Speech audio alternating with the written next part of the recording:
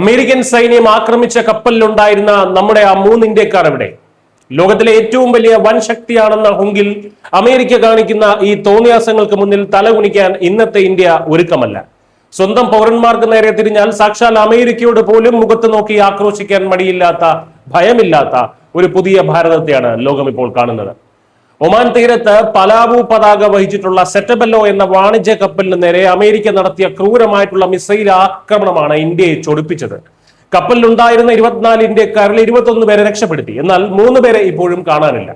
ഇതോടെ ന്യൂഡൽഹിയിലെ വിദേശകാര്യ മന്ത്രാലയത്തിലേക്ക് American charge d' affaires Jason മീക്സിനെ ഇന്ത്യ അടിയന്തരമായി വിളിച്ചു വരുത്തി.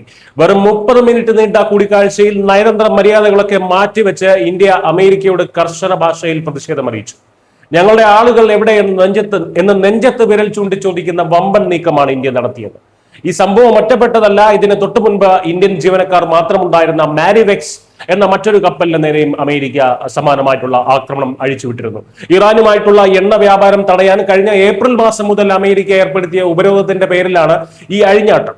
ഇറാനെ സാമ്പത്തികമായി തകർക്കാൻ വേണ്ടി യാതൊരു ബന്ധവുമില്ലാത്ത നിരപരാധികളായിട്ടുള്ള ഇന്ത്യൻ നാവികരെയും വാണിജ്യ കപ്പലുകളെയും കൊലക്കി കൊടുക്കുന്ന അമേരിക്കൻ സൈന്യത്തിന്റെ ഈ ഹീനമായിട്ടുള്ള നടപടി ഒരു കാരണവശാലും അംഗീകരിക്കാൻ കഴിയില്ല എന്ന് ഇന്ത്യ അസന്നിഗ്ധമായി പ്രഖ്യാപിച്ചു കഴിഞ്ഞു. ഇതിൽ ഏറ്റവും വലിയ വിരോധാഭാസം എന്താണെന്ന് പറഞ്ഞാൽ, രാജ്യാന്തര സമുദ്രങ്ങളിൽ കപ്പലുകൾക്ക് സ്വതന്ത്രമായി സഞ്ചരിക്കാൻ അവകാശമുണ്ടെന്ന് സൗത്ത് ചൈന കടലിൽ ചൈനയെ ഉപദേശിക്കുന്ന അമേരിക്ക തന്നെയാണ് ഇപ്പോൾ ഒമാൻ ഉൾക്കടലിൽ സ്വന്തമായി മിസൈലുകൾ ഉപയോഗിച്ച് സിവിലിയൻ കപ്പലുകളെ തകർക്കുന്നത്. നാടൻ ഭാഷയിൽ പറയാറില്ലേ, അമ്മാവൻ അടുപ്പിലുമാകാമെന്ന്. അതുപോലെ ലോകത്തിന്റെ എണ്ണ വിതരണത്തിന്റെ സിരകളായിട്ടുള്ള ഈ കടൽപാതകളെ യുദ്ധക്കളമാക്കുന്നത് എണ്ണ ഇറക്കുമതിയെ ആശ്രയിക്കുന്ന ഇന്ത്യയുടെ ഊർജ്ജ സുരക്ഷയെ നേരിട്ട് ബാധിക്കുന്ന കാര്യമാണ്.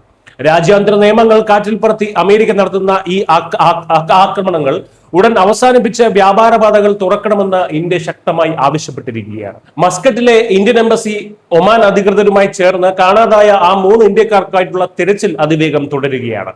ഇന്ത്യയെ സംബന്ധിച്ച് തങ്ങളുടെ പൗരന്മാരുടെ ജീവനേക്കാൾ വലുതല്ല മറ്റൊരു രാജ്യവുമായിട്ടുള്ള നയതന്ത്ര ബന്ധവും.